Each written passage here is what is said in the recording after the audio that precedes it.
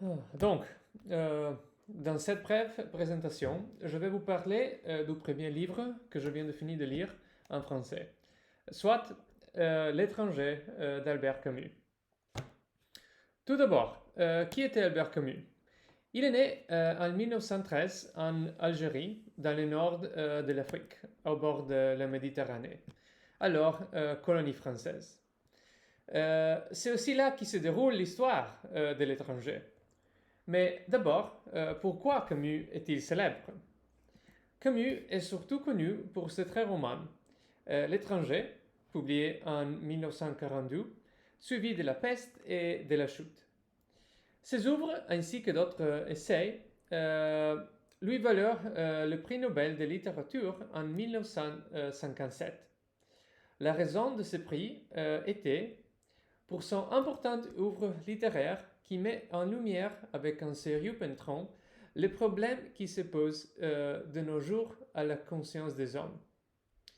Pour comprendre cette motivation, je parlerai de son roman le plus célèbre, L'étranger. Euh, L'étranger est centré autour du personnage nommé Meursault, qui vit à Alger, la capitale de l'Algérie. Le livre commence pour la désormais célèbre phrase Aujourd'hui, maman est morte, ou peut-être hier, je ne sais pas. Cette phrase suffit à se faire une première idée de Meursault, un homme dépourvu de toute émotion, qui ne ressent rien à l'annonce du décès de sa mère. Il répond également à la proposition de sa petite amie Marie de l'épouser en disant que pour lui, cela ne fait aucune différence. En général, il pense que la vie n'a pas de sens. Dans la deuxième partie du livre, Meursault tue un arabe sur la plage, mais l'acte est totalement dénué d'émotion ou d'intention.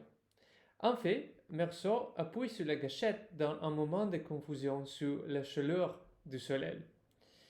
Plus tard, devant le tribunal, il dira qu'il n'éprouve aucun remords pour son acte, commis sans raison particulière. Mais pour le juge, il était encore plus important qu'il n'ait pas pleuré lors des funérailles de sa mère.